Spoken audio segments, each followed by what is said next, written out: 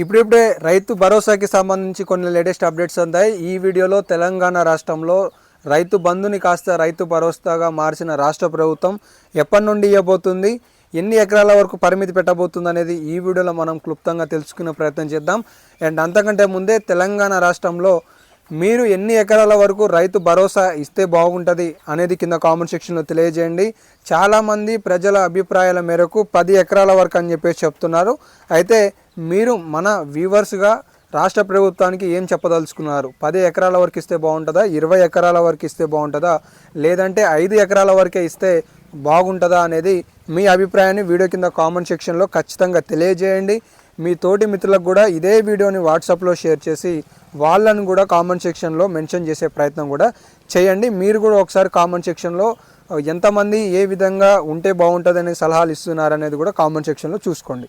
ఇక లేట్ చేయకుండా లేటెస్ట్ అప్డేట్స్లోకి వచ్చేసినట్లయితే తెలంగాణ రాష్ట్రంలో రైతు భరోసాకి సంబంధించి రాష్ట్ర ప్రభుత్వం ఆలోచన విధానంలో మరొక ముందడుగు పడిందని అయితే చెప్పుకోవచ్చు.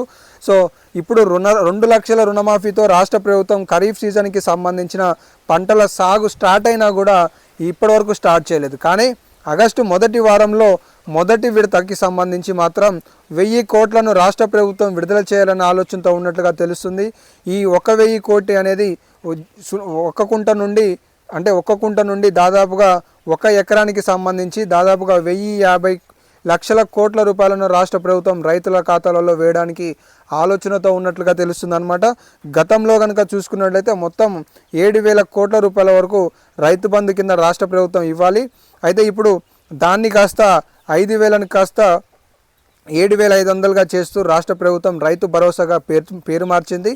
ఇందులో చాలా కుదింపులు ఉండబోతున్నాయనే సమాచారాన్ని కూడా రాష్ట్ర ప్రభుత్వం చెప్తుంది. అయితే ఇందులో భాగంగా 23వ తారీఖు నాడు నిర్వహించే అసెంబ్లీలో ఈ రైతు భరోసాకి సంబంధించిన పూర్తి స్థాయి కొత్త రూల్స్, మార్గదర్శకాలు, సవరణలు ఏమైనా ఉంటే వాటిని ప్రతిపక్షాల ముందు ఏకపక్షంగా మొత్తానికి ఏదో ఒక విధంగా అసెంబ్లీలో దీనిపై బిల్లు పాస్ చేయాలన్న ఆలోచనతో ఉన్నట్లుగా తెలుస్తుంది. కాబట్టి ఆగస్టు మొదటి వారంలో రాష్ట్రంలో దాదాపుగా 1 ఎకరాకి 7,500 చొప్పున రైతుల ఖాతాలలో డబ్బులు జమ కాబోతున్నాయి. అలాగే ఆగస్టు నెలలోనే 2 లక్షల రుణమాఫీ కూడా కాబోతుంది. మొత్తానికి ఇది ఒక సూపర్ గుడ్ న్యూస్ అప్డేట్గా చెప్పుకోవచ్చు. దాదాపుగా తెలంగాణ రాష్ట్రంలో రైతులకి 3 లక్షల వరకు కాంగ్రెస్ రాష్ట్ర ప్రభుత్వం వచ్చే ఆగస్టు నెలలో ఇవ్వబోతుంది అనేది అయితే ఈ సందర్భంగా మనం తెలుసుకోవచ్చు. సో ఇదే లేటెస్ట్ న్యూస్ని మీ తోటి మిత్రులకు కూడా షేర్ చేసి తెలియజేయండి. ధన్యవాదాలు.